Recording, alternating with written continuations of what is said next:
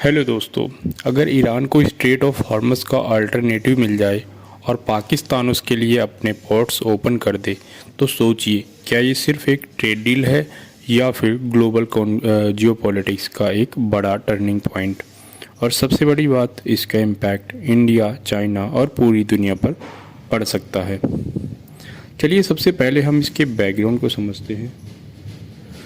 तो ईरान पर काफ़ी सालों से यूएस और वेस्टर्न कंट्रीज़ के सैंक्शंस लगे हुए हैं। इन सैंक्शन की वजह से ईरान का बैंकिंग सिस्टम रेस्ट्रिक्ट हो गया, ऑयल एक्सपोर्ट पर भी प्रेशर आ गया और ग्लोबल ट्रेड एक्सेस लिमिटेड हो गया। अगर हम इसको सिंपल लैंग्वेज में समझें तो ईरान के पास रिसोर्सेज हैं, लेकिन उन्हें बेचना उतना आसान नहीं है।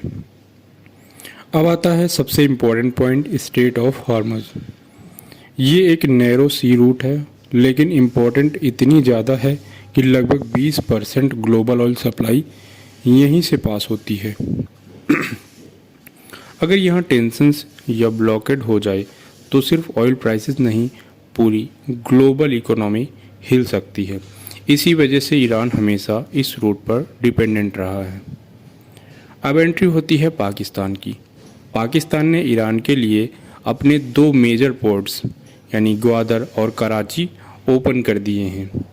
मतलब ईरान अब अपना ट्रेड पाकिस्तान के थ्रू कर सकता है और डायरेक्टली ग्लोबल मार्केट्स तक पहुंच सकता है। यहीं पर गेम चेंज होता है। अगर इसको मैप पर देखें तो ईरान से गुड्स पाकिस्तान के थ्रू ग्वादर पोर्ट तक आएंगे और यहाँ से चाइना या ग्लोबल मार्केट तक ईजिली कनेक्ट हो जाएगा। इस रूट से ईरान की स्ट्रेट ऑफ हॉर्मज़ पर डिपेंडेंसी जो है वो कम हो जाती है और एक अल्टरनेटिव ट्रेड नेटवर्क बन सकता है। पाकिस्तान यहाँ पर एक स्मार्ट गेम खेल रहा है। एक तरफ वो यूएस और ईरान के बीच मीडिएटर बनने की बात करता है और दूसरी तरफ ईरान के साथ ट्रेड पार्टनरशिप स्ट्रॉन्ग कर रहा है। मतलब पाकिस्तान दोनों साइड्स को बैलेंस करते हुए अपनी जियोपॉलिटिकल इम्पोर्टेंस बढ़ा रहा है। अब सबसे इंटरेस्टिंग पार्ट क्या है, China. Gwadar port already China के CPEC प्रोजेक्ट का पार्ट है। अगर ईरान भी इसी रूट का यूज़ करे तो चाइना को एनर्जी सप्लाई और ट्रेड दोनों में फ़ायदा मिलता है।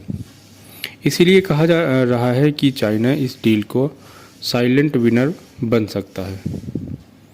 लेकिन ये डील सिर्फ चाइना तक लिमिटेड नहीं है। पाकिस्तान अब ईरान के थ्रू सेंट्रल एशिया तक एक्सेस पाने की कोशिश कर रहा है।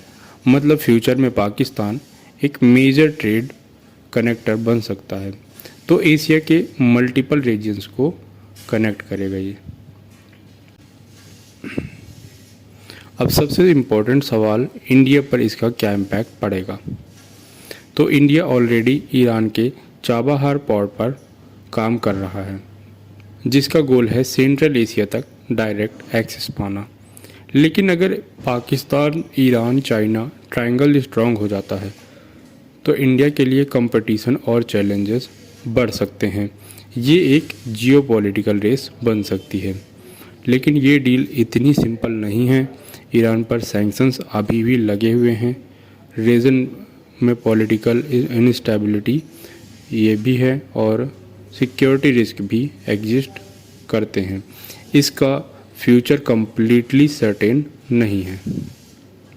ओवरऑल अगर देखा जाए तो पाकिस्तान के लिए ये एक स्ट्रॉन्ग स्ट्रैटेजिक मूव है, ईरान के लिए एक अल्टरनेटिव ट्रेड रूट है और चाइना के लिए एक बड़ा अपॉर्चुनिटी है।